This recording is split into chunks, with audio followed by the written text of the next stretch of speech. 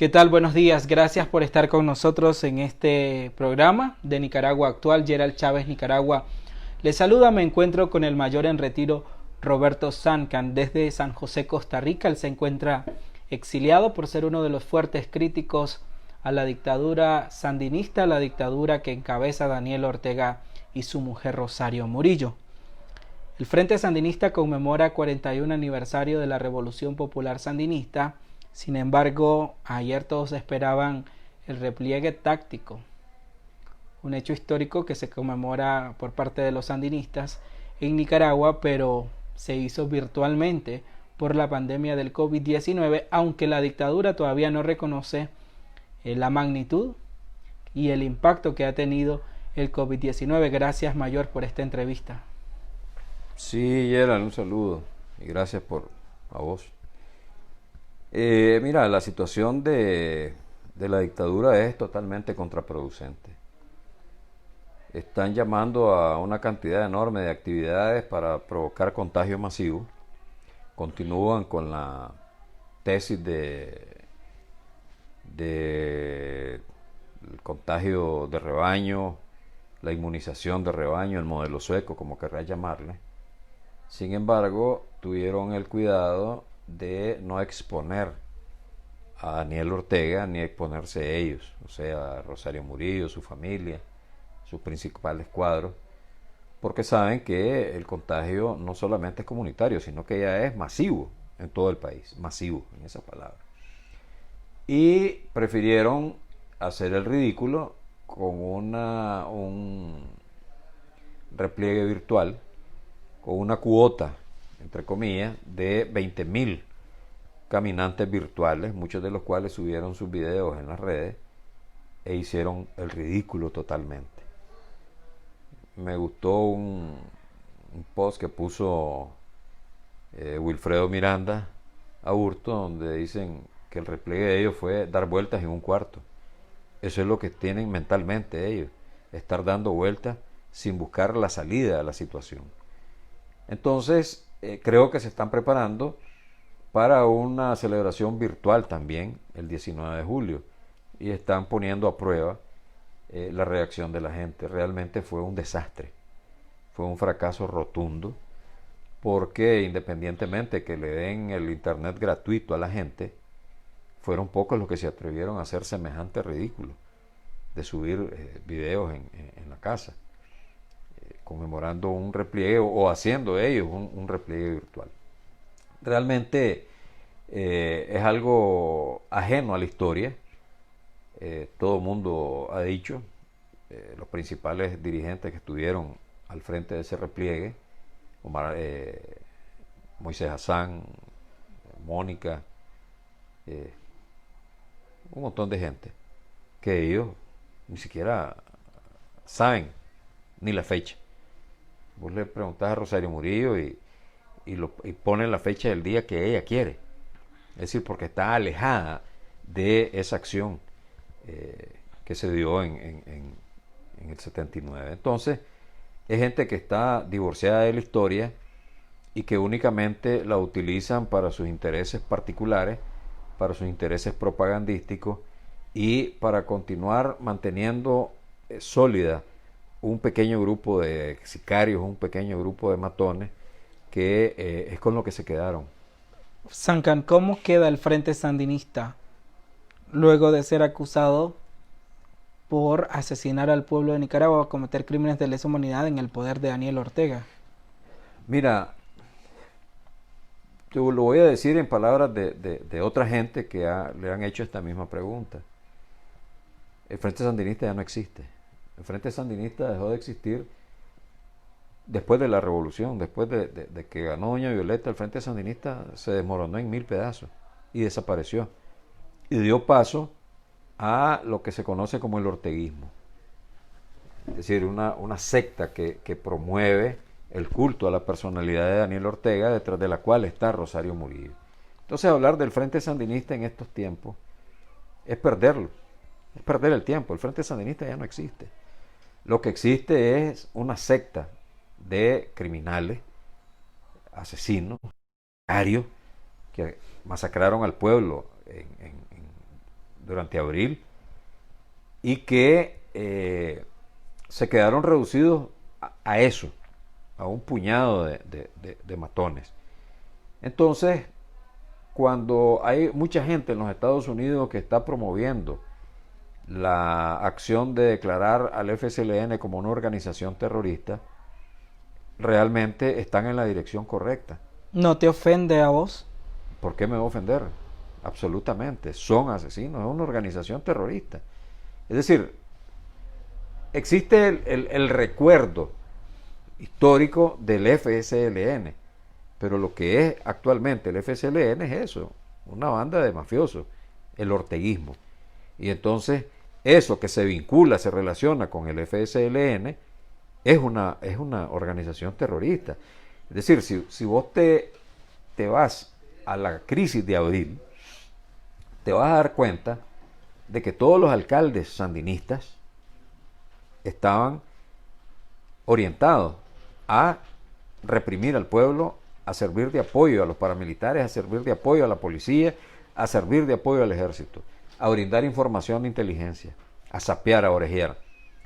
Si vos te vas también a, por ejemplo, donde está concentrada la dirigencia política del FSLN, que es en la Asamblea, todos los diputados fueron enviados por orden de Rosario Murillo a sus territorios a apoyar la operación limpieza, por ejemplo.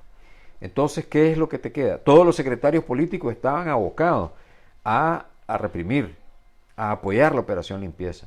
Entonces, todos los estamentos políticos de todos los niveles estaban enfocados en reprimir y asesinar al pueblo en la operación limpieza.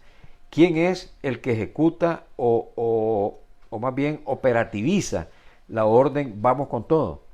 El secretario político de la alcaldía de Managua, Fidel Moreno, que es el brazo derecho de Rosario Murillo y que acaba de ser nombrado como segundo secretario político del FSLN. Entonces lo que tenés ahí es un montón de matones que lo que cabe es acusarlos y señalarlos como señalaron a la policía como una organización terrorista, como igual a un cartel, igual a ISIS, igual a cualquier tipo de organización que se dedica a masacrar, a asesinar al pueblo. ¿Qué significaría eso de nombrar al FSLN como una organización terrorista? En primer lugar, desenmascararlo ante la opinión pública internacional, que alguna de ellas todavía cree en que estos son revolucionarios.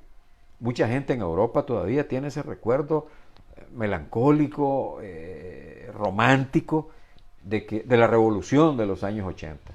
Esto nada tiene que ver con la revolución. Estos son un montón de bandidos, estos son un montón de criminales.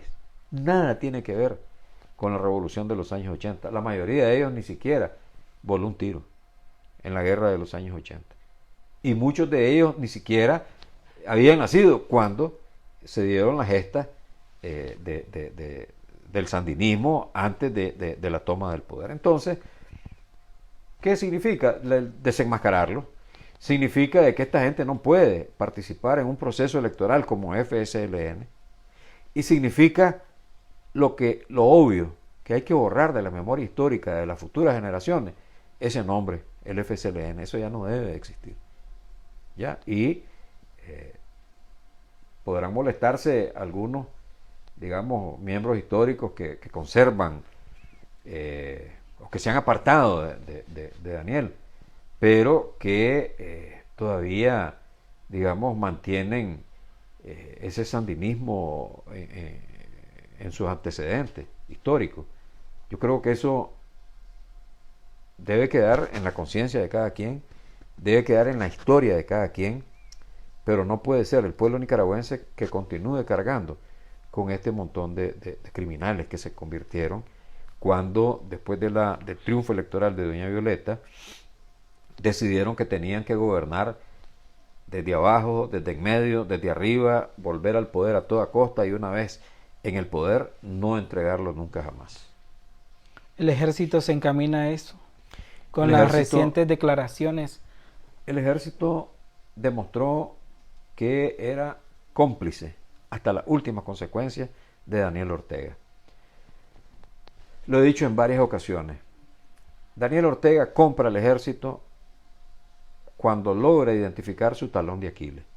El talón de Aquiles del ejército era la plata, era la situación económica, era, digamos, en lo que se convirtieron después de la guerra de los años 80, en una empresa. Eran empresarios de uniforme, son empresarios de uniforme. De repente empezaron a crear una serie de negocios hasta convertir esos negocios en un holding empresarial, en un tendido de empresas en todas las áreas de la economía, en todas las áreas de la economía. Pero además de eso, empezaron a hacer una fusión extraña con la oligarquía vieja, la oligarquía tradicional, o sea, el capital tradicional, los grandes apellidos históricos, la gente de plata, que ha tenido plata desde siempre, ¿no? Se fusionaron con la nueva oligarquía, con todo el orteguismo y todos los hijos del orteguismo, que de repente empezaron a manejar millones de dólares producto de la cooperación petrolera venezolana. Manejaron plata del narcotráfico, manejaron plata de la FARC, manejaron plata de un montón de fuentes, a cual más oscura. Y no lo digo yo, lo dice un investigador de una universidad del ejército de los Estados Unidos, que se llama Douglas Farah, que hizo una investigación de PDVSA, la relación de PDVSA con la FARC y la relación de PDVSA con Albaniza y Alba Petróleo del Salvador. Y cómo ese flujo de dinero impregnó a todos los sectores nicaragüenses. Y el ejército no quedó exento de eso. No podés explicar vos cómo creció ese holding empresarial con la plata que le quitan a los cotizantes del ejército, a los oficiales. Es decir, ¿cuánto puede salir mensual de esas cotizaciones? Da para tener... Para construir universidades, hospitales. Eso es tontera. Es decir, para construir, hacer desarrollos inmobiliarios, por ejemplo, en San Juan del Sur, en la Talanguera, donde te venden un condominio en $500,000. Es decir, ¿en qué se convirtió el ejército? En empresario. Y entonces Daniel Ortega dijo, esto les duele allí. Y empezó a abrirles la gasa, los metió en los negocios, muchos de ellos turbios, empezó a favorecerles con el INS, por ejemplo, el PAME, la empresa médica previsional, que ahora se llaman IPSS, del hospital militar, tenía una cuota asignada de 140,000 casi en promedio en el 2018-2017 de afiliados, lo cual le significaba cerca de 13, 14 millones de dólares anuales. Y luego, en el año pasado, en enero, que lo denuncié, le pasa a Sermesa. Todas las empresas médicas provisionales de Sermesa las pasaron para evitar cualquier problema de sanciones, se las pasó al ejército. Sermesa estaba recibiendo del INS mensualmente cerca de 17 millones de dólares. ¿Ya? Y entonces el ejército de repente aparece con 30 millones de dólares anuales, producto del INS, que es sagrado. Esa plata se entrega aunque el gobierno esté en quiebra, aunque el INS esté técnicamente quebrado. Entonces, de ahí el ejército inició un maridazgo, un queridazgo con Daniel Ortega, que al día de hoy lo vemos reflejado en las declaraciones de Bayardo Rodríguez, el jefe del Estado Mayor, que dice, morimos con Daniel y con nuestro jefe Julio Avilés.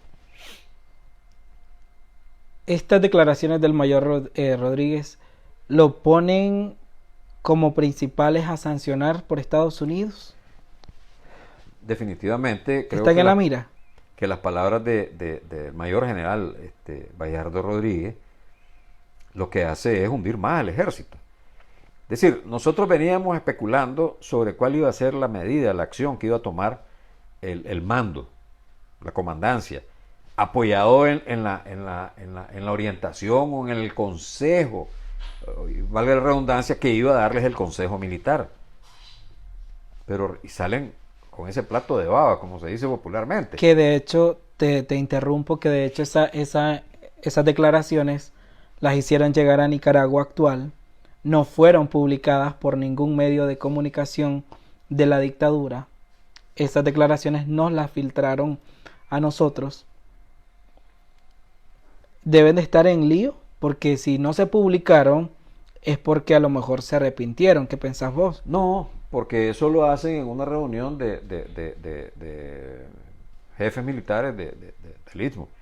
Es decir, fue una reunión pública a ese nivel. Y llegó, yo la leí pues en otros medios, no sé si ustedes la distribuyeron, como manejan una plataforma conjunta con otros compañeros, entonces, pero lo que veníamos especulando era, ok, ¿cuál va a ser la acción que va a tomar? ¿Cuál va a ser digamos, la línea que puede trazar el Consejo Militar? ¿Cuál va a ser la orientación que pueden darle a la comandancia del Consejo Militar? O sea, lo que le dijeron es, vámonos por el peor camino. El peor camino es a morir con las botas puestas, con Daniel y con Avilés. ¿Qué significa eso? Que la respuesta de los Estados Unidos es, nos vale un comino las sanciones, rechazamos el injerencismo norteamericano y respaldamos todo lo que ha hecho Daniel Ortega y lo que ha hecho Julio Avilés.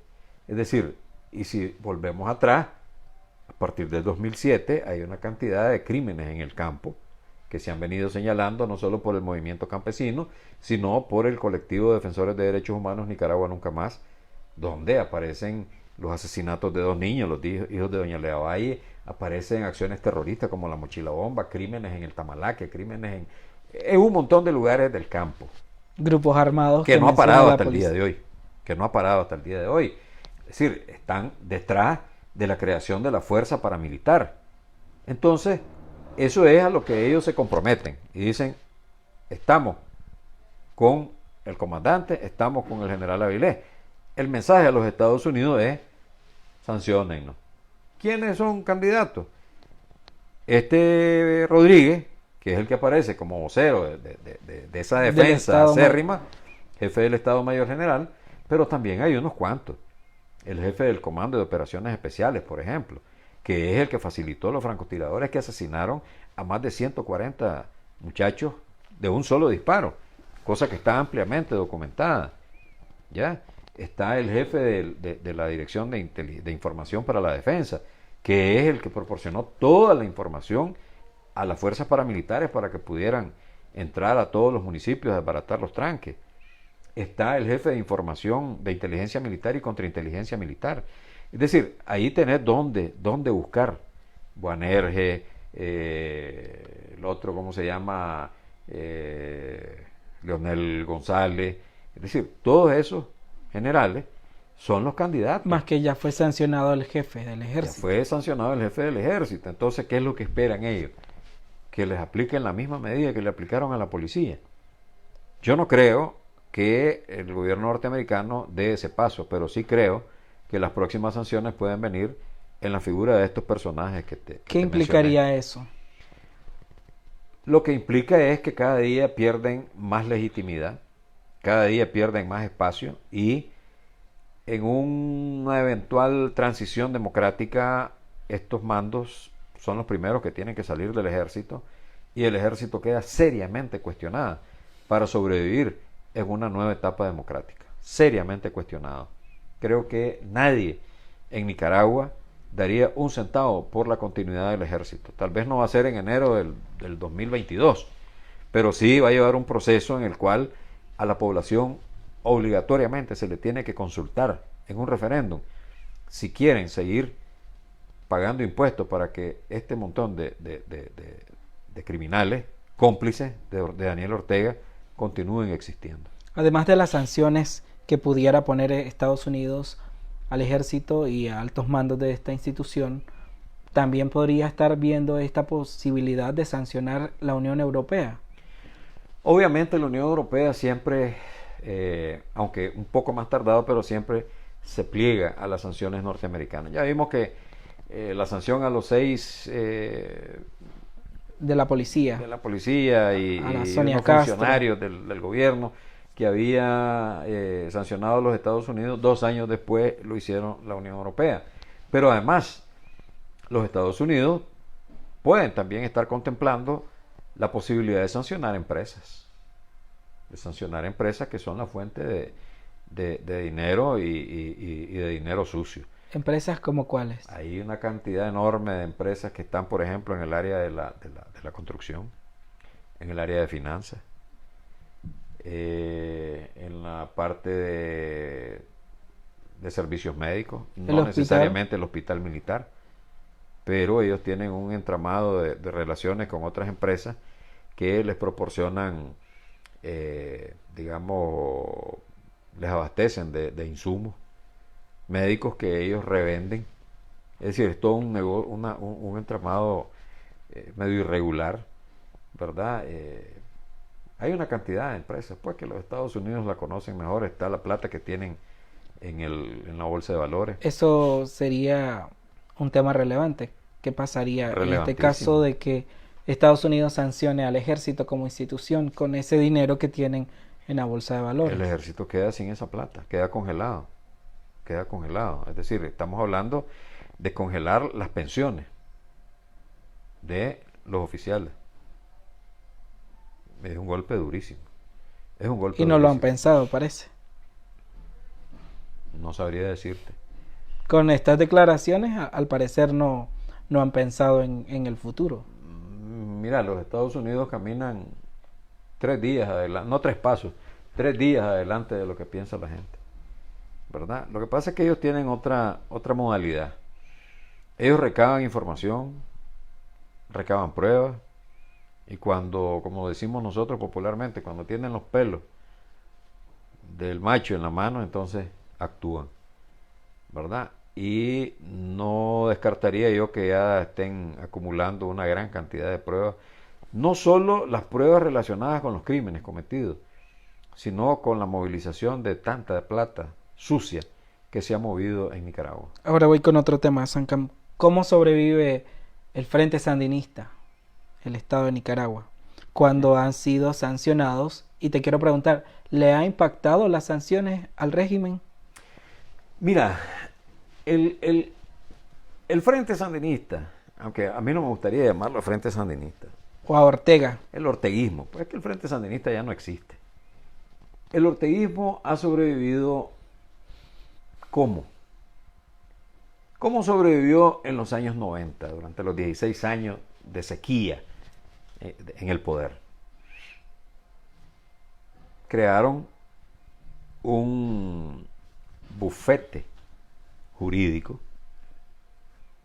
que estaba en el Carmen, donde ahí se producía el chantaje al por mayor para quitarle plata a la gente que tenía problemas de tipo legal, por ejemplo. Hay una famosa noticia que recorrió todo el país y muchos lugares, el caso de Armel González, por ejemplo, donde grabó a un emisario o un enviado de Lenín Serna, no sé si fue a él, donde lo chantajean. O sea, danos tanto dinero y te devolvemos las tierras. Hay otra gente, por ejemplo, de Tola, de un resort en Tola, que también fueron chantajeados, y así hay cantidad de gente que fueron chantajeados a través de eso. Es decir, ese fue uno de los mecanismos de sobrevivencia no del sandinismo, no del orteguismo, de la familia de Ortega, porque el sandinista de la calle estaba pasando hambre, pero estos no. Es decir, ¿quién mantenía a Daniel Ortega y a la familia? Gaddafi. Y muchos negocios turbios que habían por allí. Había contrabando de armas en los años 90, está documentado. Te quiero hacer una pregunta que también lo ha hecho mucha gente. ¿Cómo sobrevivieron los excomandantes que son del MRS?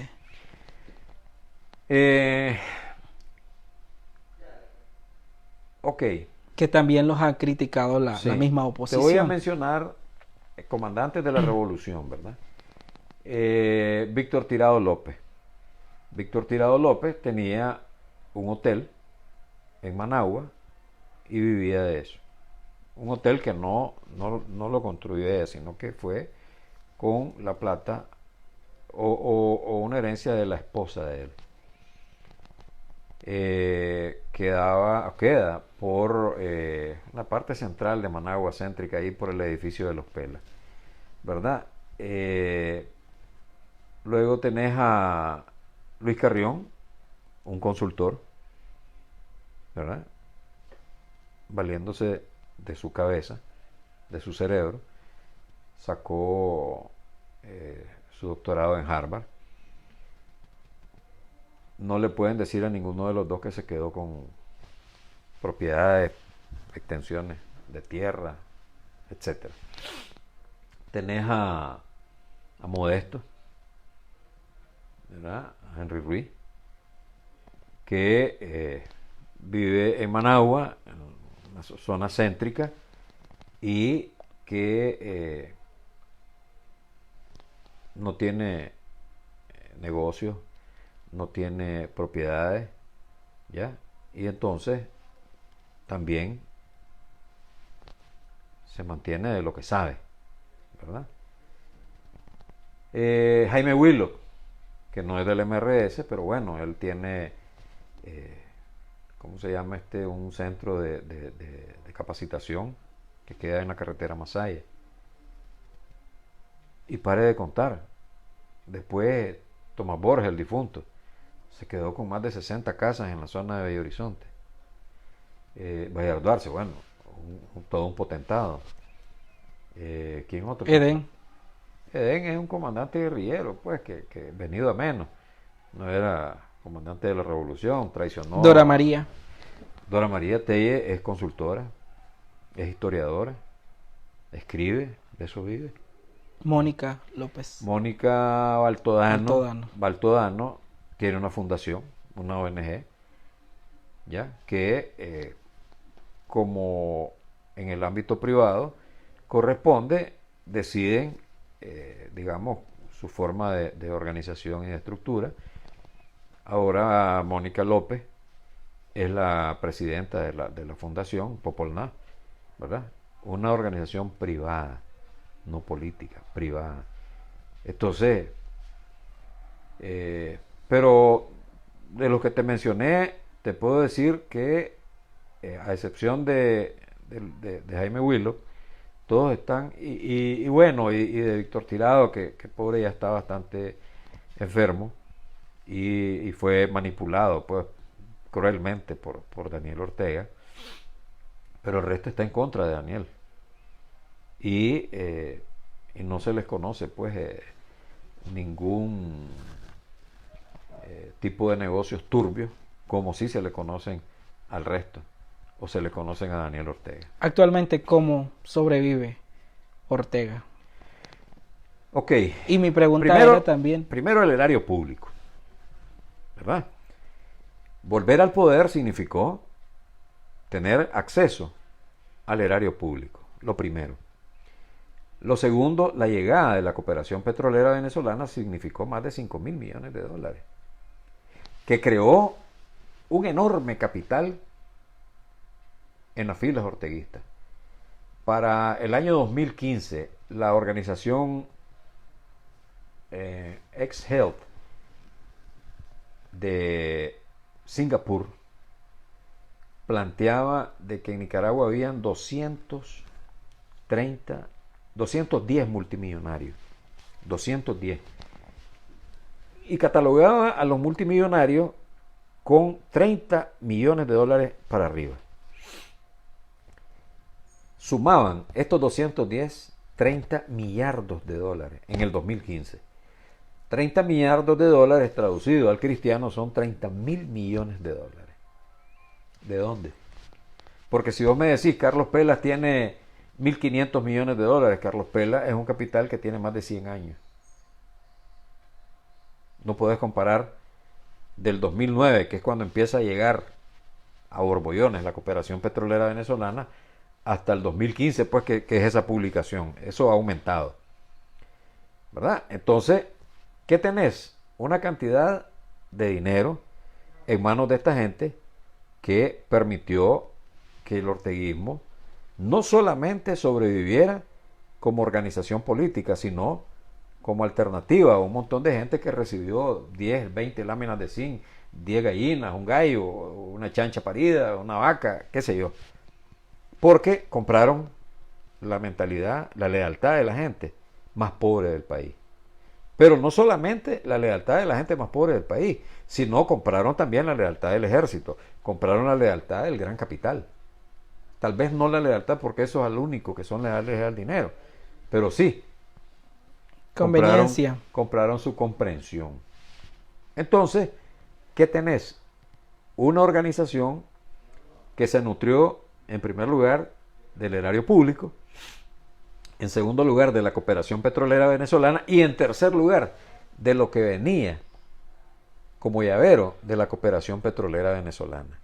Y es donde entra aquí la plata del cartel de los soles, del narcotráfico.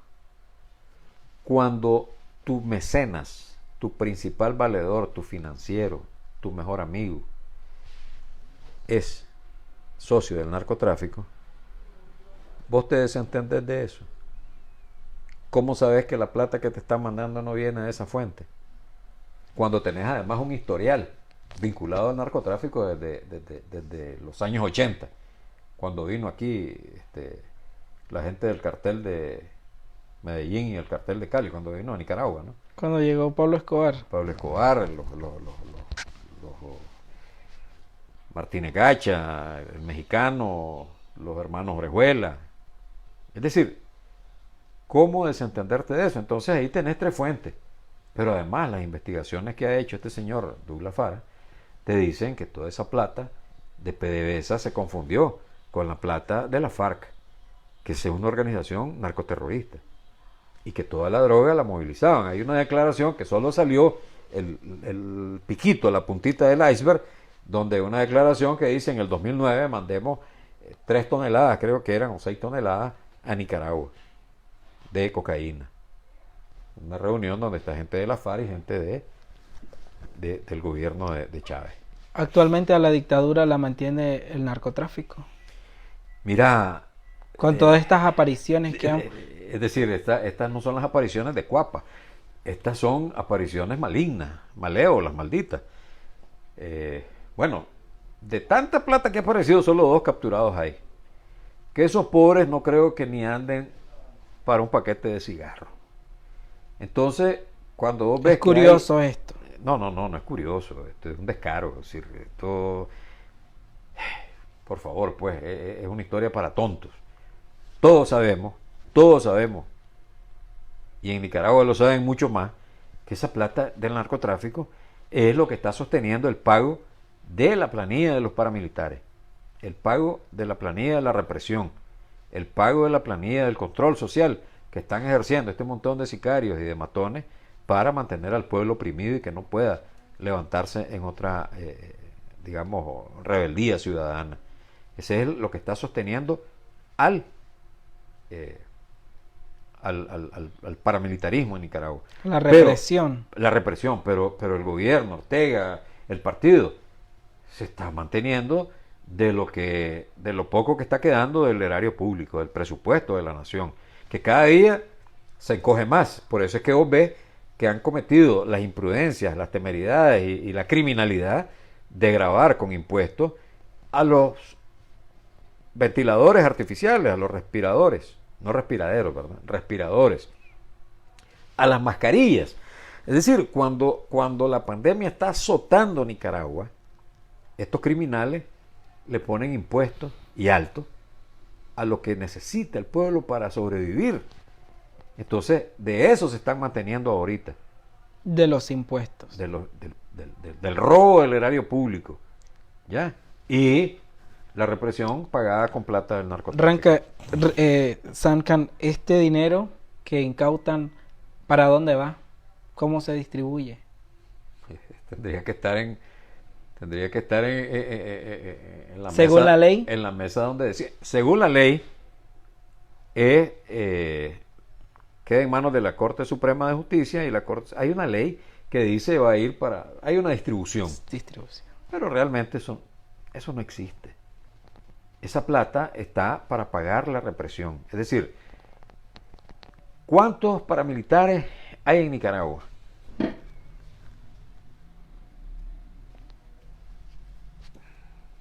10.000. 10.000. Es decir, estaban organizando batallones del sandinismo histórico, batallones de no sé qué, de no sé cuánto, que los mandaron a parar por, digamos, hay que aclarar, Rosario dijo, espérate, esto de repente pueden volver a agarrar la vara de que ya no tienen nada que ver conmigo. Entonces los mandó a parar y que se metieran a lo que ya está organizado, la juventud, etcétera, las estructuras partidarias que ella controla. No quiere ninguna fuerza política, mucho menos armada, paralela. Entonces, 16 departamentos. ¿Cuántos podrán haber en cada departamento? 500, 1000. Para mantener el control social en todos los municipios. Son 153 municipios. Entonces, eso requiere un pago. Eso requiere sostener y mantener esa fuerza. ¿Por qué? Porque es de lo que... ¿Cuántos calcula usted? Yo calculo que pueden haber unos 10.000 paramilitares pagados con ese dinero. Con la plata del narcotráfico. Con todo eso que incautan, pues. Que no viene del Vaticano, no viene de colectas a Found Me, o sea, eso viene del narcotráfico. Okay. Para eso sirve. Para eso sirve. Los funcionarios se pagan con el presupuesto, que cada día se encoge más. Cada día se encoge más porque la situación económica está en el fondo y está agravándose todavía más por efectos de la pandemia. Gracias, Sancan. Gracias por la entrevista. Gracias a ustedes por sus comentarios en esta transmisión. Buenos días.